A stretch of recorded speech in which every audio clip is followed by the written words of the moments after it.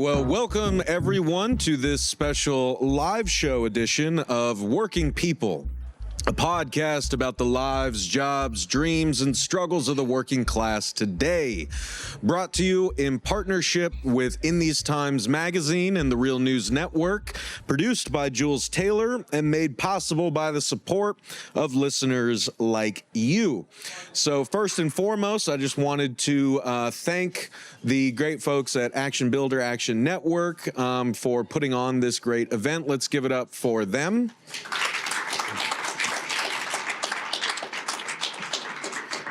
I want to thank the CLC for hosting us as well. Let's give it up. And give yourselves a round of applause for being here. Thank you all for coming. All right. Friends, comrades, fellow workers, it is so good to be here with all of you at the 30th Constitutional Convention of the Canadian Labour Congress. My name is Maximilian Alvarez. I'm the editor-in-chief at the Real News Network in Baltimore in the United States. And it is my great honor to not only thank all of you for the warm welcome we have received here in Montreal, but to also say that we in the States stand in solidarity with our labor brothers, sisters, and siblings here in Canada.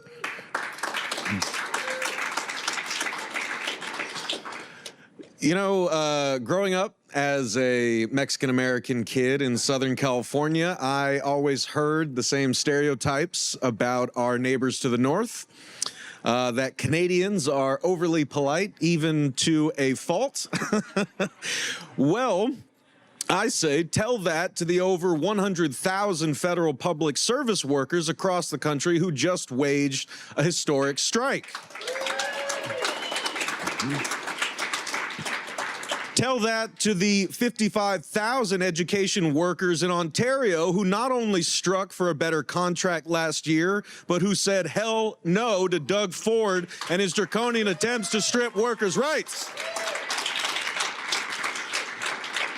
Tell that to the Punjabi immigrant student workers with the Naujawan Support Network who are uniting and organizing with their community in Brampton to fight wage theft, exploitation, and harassment with direct action. Sure, Canadians are polite, but working class people everywhere know that we have never gotten and will never get the respect we deserve, the wages we deserve, the working conditions we deserve, or the world we deserve by simply asking politely. We've got to fight for it. And I don't know about you, but I am pumped to be among so many fighters today.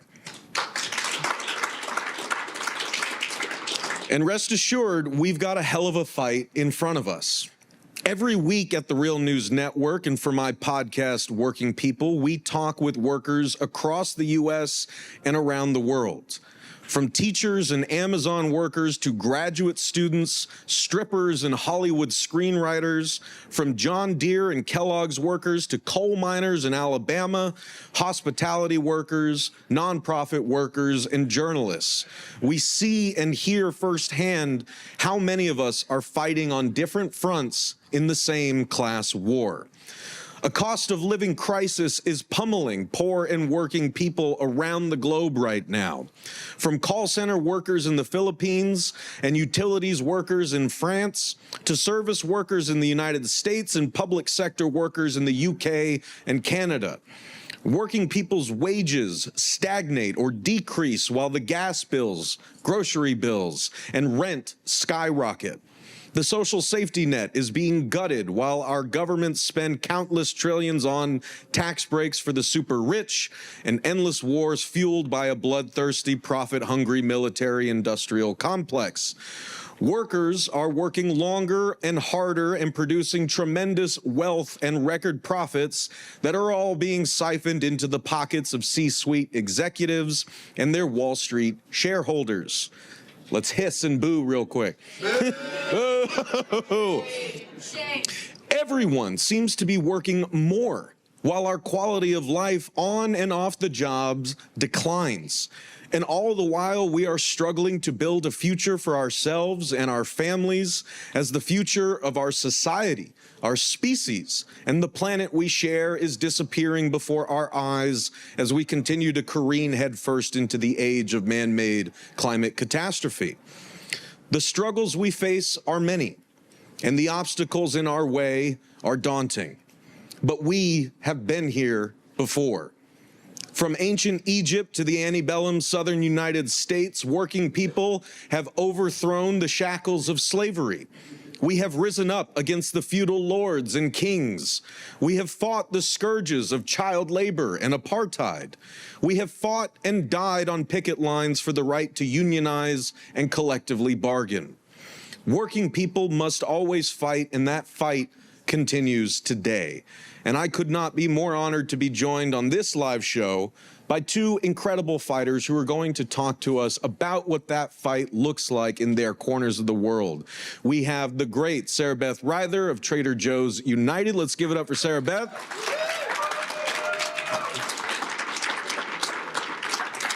And we've got Josh Thole, former professional baseball player and minor league special assistant for the MLB PA.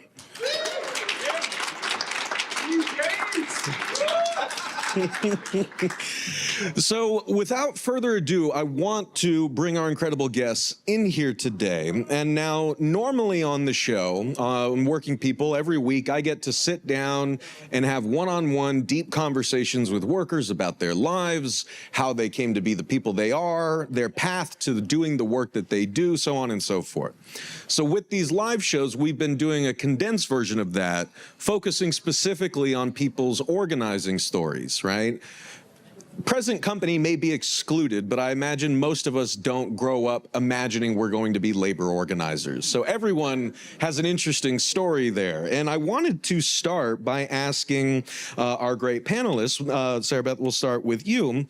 If you could just introduce yourself to the great audience we've got here and everyone watching and listening after the fact, and tell us a bit about your own personal path into organizing and about why you and your coworkers took that fateful step to say, I'm not going to quit, I'm not going to leave, I'm not going to leave these problems for whoever walks in the door next, but I'm going to stand with my coworkers and do something about this. What were the kind of key issues or conditions or concerns that led you individually to feel like something needed to change and to collectively determine that unionization was the pathway to making that change? So I started working in the Minneapolis store in August of 2021. And Minneapolis is a city right on the Mississippi River. It's gorgeous. It has a lot of texture. And I had heard that Trader Joe's was an amazing place to work, that it was, 7 steps above every other grocery store, that it was a corporation that treated its employees well, that it was really a place where you could go and have a future. And in the industry, it was the gold standard. And I started working there, and personally, I'm really nosy. I am a compulsively curious person, and I also talk to everybody. And so, as you do when you start a new job, you make friends with people, you just learn about their lives, you ask them, what did you have for breakfast today? What are your hopes and dreams? Like having conversations not only about work, but about folks' lives, right? And it struck me after a couple months of working there that the conversations I was having were overwhelmingly negative when it came to our workplace. Folks were really burned out. We had just, we're still in the middle of a pandemic at that point. Frontline workers who had been forced to work in really rough working conditions. Emotional labor when you're a grocery store worker and you have to, interact with folks who are maybe not having the best day. That had all pressed and pressed and pressed and pressed on my coworkers.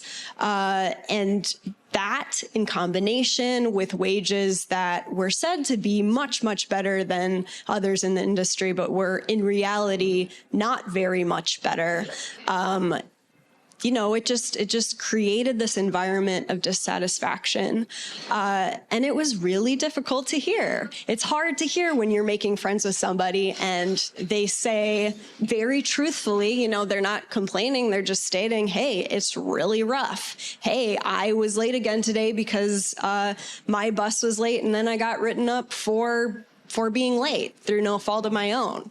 And that, for me, really was the catalyst to start thinking about how things could be different. And then in the winter of that year, there were a couple of really scary events that highlighted safety issues it was very apparent that these safety issues were the responsibility of the company at large. It's not just your managers. It's not just, folks who are put in a really scary position next to you. It's the fault of policies from the very, very, very highest level that trickle down to make things unsafe for the individual worker. And so in December, we started talking about unionizing, and it was just whispers, I didn't really even know what a union was. And somehow I had made it through most of my adulthood thus far, not interacting a lot with unions. We started together to ask our community. Minneapolis is a really union town. It's really union friendly. There are lots and lots of union folks, and it has a really rich labor history. So we started asking people, can you tell me about unions? We invited organizers into my living room. We asked members of unions who weren't even grocery store unions. Can you tell us what it's like to be a member of a union, to be involved in this fight? And they told us. And so we gathered information and very quickly thereafter, we said, hey, let's do this. It's going to be an experiment. We don't know what we're doing. That's okay, because we trust each other. Again, we had, we ask each other questions. We're hang out with each other outside of work. And that community base led us to stand together and say, hey, we're good on taking this anymore. We can together move towards a future that feels better for all of us through unionizing.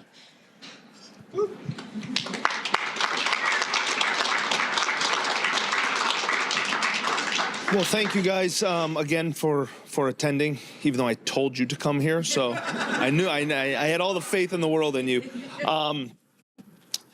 Thank you, Sarah. I will say this: ours is a bit different.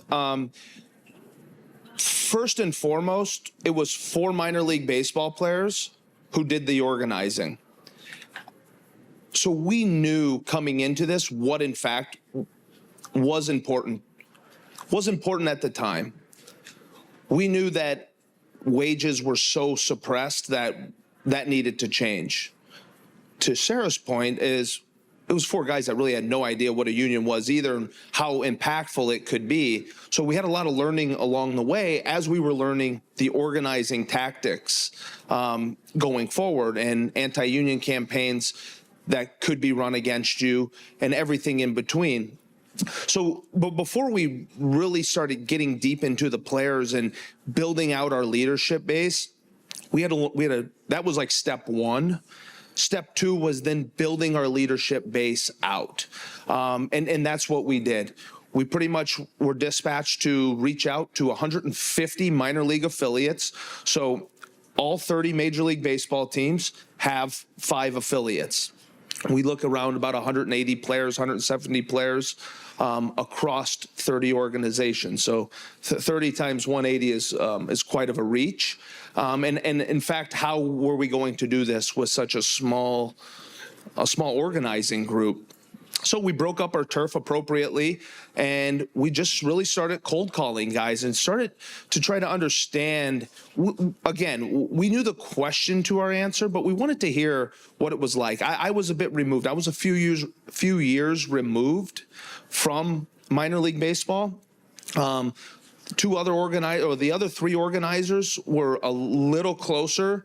They had about 2 or 3 years removed as well, and we knew what was going to be the overarching issue, but having to build the leadership out really one by one is what was going to be the challenging part. And we did that. We felt as if it was important to have one person to reach into every minor league clubhouse.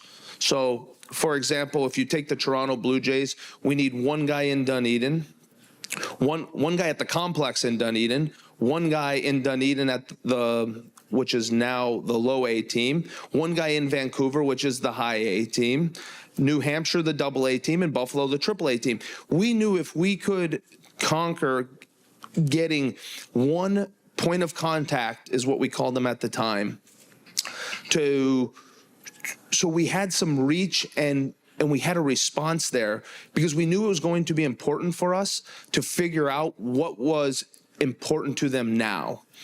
Pay, grievance procedure, housing. The housing issue was resolved the year before, but we knew we had to make it better. The advocates for minor leaguers made a big push publicly to get housing for minor league players, in which Major League Baseball kind of adhered to that and gave every player now team housing. To kind of shed a little light onto that was, when I was in the minor leagues, you went into a city and you had to fend for yourself. For the folks that heard me downstairs, that's how you save money. When you're making $10,000 a year, you just jammed as many folks into an apartment as you could and slept on floors and air mattresses. So kind of getting to, we have the leadership, we now know what's important. We now had to figure out how best to do this. And again, do it in secrecy a bit, because there was a fear for these players that if if their club found out, what was going to happen? Were they going to get released? Because everybody's end game is to get to the major leagues. You don't go into professional baseball to be a lifelong minor leaguer. And that was important. That was important for us as organizers to know. And we kept everything so tight and so under wraps for months and months and months on end, and continued to build out our leadership. And now we have more than one guy. Now there's 2 guys at each affiliate, and we just continued to grow, to kind of grow the tree, if you will. And then finding out, again, once we knew what the priorities were for these guys, we then went to the Players Association and effectively asked for their blessing and said, we need help with this. Here is the grand plan. There was talks leading up to this, but we knew that it was going to be important for the Major League Baseball players to support what the minor leaguers were doing, and they did that. So the organizing campaign was different from the aspect of, we knew going in, and we did have quite a bit of support, obviously, from the 1,200 Major League members.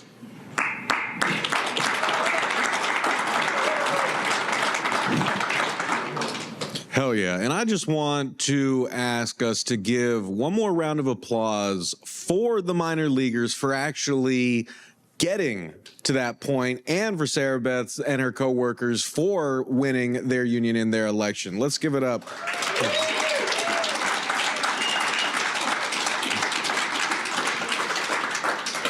Because that is no small feat. Right. And I mean, this is one of the things we talked about before this show, right, about how to sort of make the conversation relevant, not just to folks in the U.S., but beyond.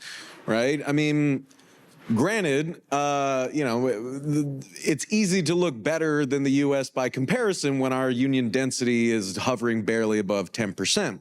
But, we know that in Canada, with y'all having around 30%, we still have a long way to go. amidst all of the challenges that I laid out in the introduction. I won't rehash those again. But like Sarah Beth said, it's so bonkers to me that we have these rights, purportedly, as democratic citizens in our respective countries, like the right to free speech or free assembly or practicing your religion. But to exercise your rights in the workplace is one of the few areas where you have to go through a Lord of the Rings style saga where you could get fired at any point. Your friends could get fired. Starbucks could shut your entire store down, right? And that's just in the unionization campaign. Then you still have the long trek to getting that first contract, right? So you're being subject to captive audience meetings, right? Relentless union busting. You, on top of that, are subjected to delays at the bargaining table, bad faith bargaining. I can't count how many strikes are going on in the States right now where the bosses are effectively refusing to bargain in the hopes that they can delay, demoralize, and ultimately decertify the union. This is happening at the Pittsburgh Post-Gazette, where journalists have been on strike for over 200 days now. Warrior Met Coal, that strike in Alabama is still technically ongoing, but Warrior Met Coal recently filed for a decertification vote, right? After workers waged the longest strike in Alabama state history. So this is the boss's plan, is to smother and stifle our movement at any opportunity. And that is why it makes it that much more incredible that amidst all of that, you all and your coworkers still manage to, reach the point that you've reached. But of course, that struggle is still very much ongoing. And for folks working in the United States and in Canada, I wanted to sort of take the last turn around the table to try to talk about how we get over those obstacles and how we do so in a way that allows us to scale up, right? So not just unionizing one shop or one warehouse, right? But actually do so in a way that allows us to build across, our industry or across, our employer. So for people out there in the US and Canada and beyond who want to organize but don't really know where to start, or for people who are organizing but are having trouble keeping the momentum going, navigating unfair labor laws and relentless union busting, let's talk about how Trader Joe's United and the MLBPA have dealt with those issues. So what specific challenges have you all faced in your organizing efforts, and how have you and your coworkers worked to overcome those challenges? And specifically, like I said, how have you been able to do that in a way that allows you to scale up, reaching so many different minor league baseball players, expanding from 1 to 2 to multiple Trader Joe's stores, dozens even? What does that scaling up entail, and how do tools like Action Builder help? I think for us, first and foremost, we are not going anywhere. And that is our base standard principle that we are operating from and will continue to operate from. We're here, which means that slow and steady, we will get where we need to go eventually, as long as we have our vision, which is as many Trader Joe's unionized as possible. As long as we have that vision in our horizon, there are folks all across the country who have reached out to us. Every single state in the US that has a Trader Joe's, there is somebody from that Trader Joe's who has emailed us and said, hey, we want to unionize. We have the same problems as you have. Let's go. Whether that...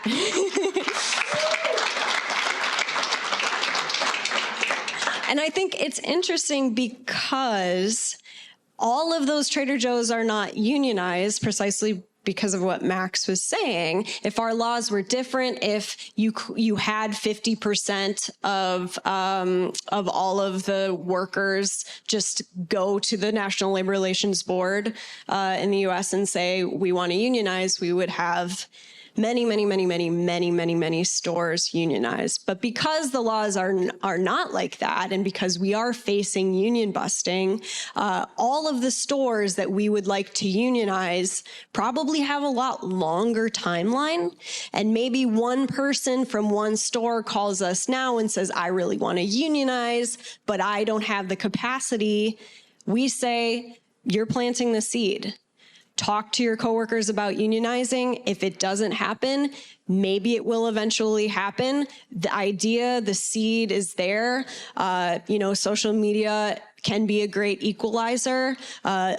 Folks being able to tell their story, like here, being able to use tools like Action Network in order to reach folks that you might not be able to reach in another way, and make sure that you're checking back with them, making sure that you're building and maintaining relationships that allow you to build large structures and large communities in each place. That is what will get us to that horizon, to that goal over a very long period of time. But it is that dedication and that basic understanding that together we can do better. Yeah.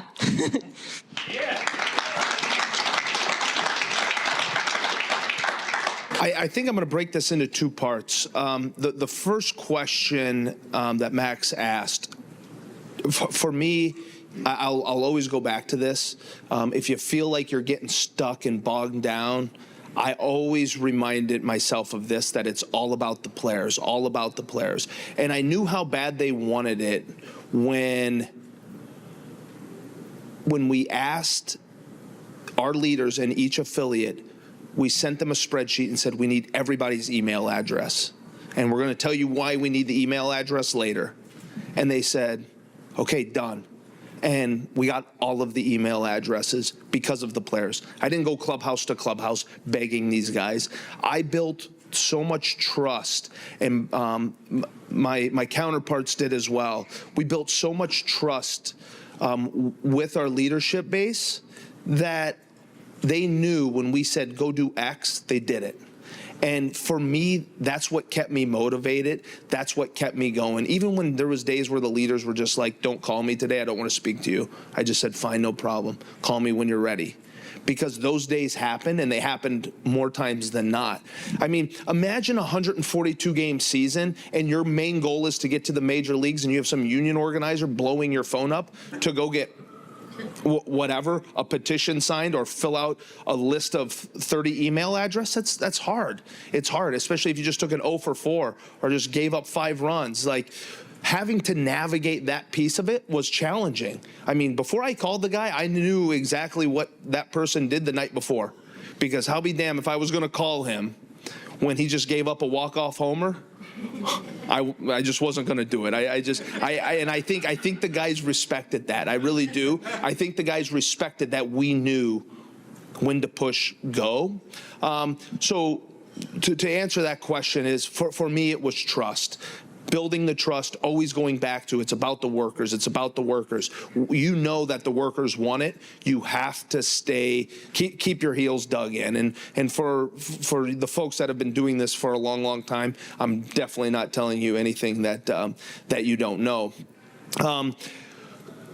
The second part of the question to the digital tool of Action Network and Action Builder was so important to us because we had movement. We would have 50 to 100 transactions on a daily basis. We needed to know if our leaders were moving from time to time. That was one piece. That was a piece that Action Builder really helped us with, was to navigate the transaction portal. Again, and we were inputting all of that manually, but it was important for us to have one space to know, okay, I need to call a team in Altoona, Pennsylvania. Who's my guy there? And it was just, it made it so easy. And then from the Action Network piece, the ability to use this email address that we begged these guys, that's why that was important for us, because we needed to effectively do what I'll call test runs. I mean, that's what they were. We needed to know the priorities and what was important to these guys, but we needed to do test runs to see what the return rate was. And to watch an overwhelming amount just on the priority surveys and spring training surveys and what have you. We were getting just flooded with responses back. At that moment, we knew that this was going to work. It just, timing was going to have to be everything. But thanks to the tool, we definitely wouldn't have been able to do it with a notebook and paper, much less an Excel spreadsheet, given the 5,600 plus players to keep track of where all these guys were.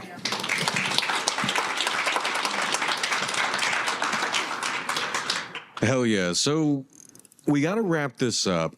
And again, I encourage everyone to please come up and talk to our amazing panelists, share stories and strategies, and let's keep this movement building, because that's, of course, what we're all here for, right? And I wanted to sort of end on that note, right? Because we are recording this. This is going to go out to folks who aren't here at the CLC with us across Canada, the U.S., and beyond. And so I want to ask this question for them, right? For anyone who's listening to this who is maybe thinking about organizing in their workplace, but sees everything that the Starbucks workers are going through, the Amazon workers, what they're going through, right? They see, you know, the union busting, and they see, you know, how quickly the public can give up on them, right? And I remember, you know, something that a French train driver outside of Paris, who is currently on a general strike with his co-workers across the country. Shout out to our fellow workers and comrades in France right now. But, you know, a really incredible Frenchman named Mathieu Bolredat, who I've interviewed a number of times on this show, said to me in a recent interview that the ultimate enemy that we face is the feeling of loneliness, right? When you are out on that picket line, or you are after the initial story breaks that your store is unionizing, but then people move on to another story, and the managers start turning on the screws and messing with people's schedules and surveilling people and holding captive audience meetings, right? It can feel very lonely and isolating, and that's the point. So I wanted to ask if you had any messages for folks who know that they're going to face that, and why they should press on, right? You know, like why, you know, things aren't going to get better if we don't actually do something about it.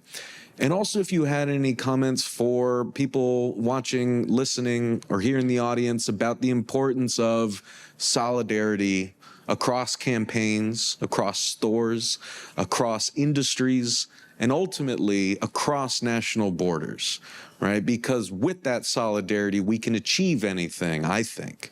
But I wanted to ask if you had any kind of thoughts about how that solidarity has helped you all in your campaigns. So any final messages to folks who maybe want to organize right now but are worried about what they're going to face, and any final thoughts on the importance of solidarity in keeping these efforts going? I think that what Josh was talking about with trust is absolutely vital. And I think that that leads into the relationships that you form when you're organizing, both in your workplace and in the larger community. And I think for anyone who is feeling alone, this room is evidence that there are many, many, many folks out there who have individual backs and have, you know, each organizing campaign's back, right? And I was just floored and really humbled. Like I said, I didn't know about anything about unions before I started organizing, and floored and humbled to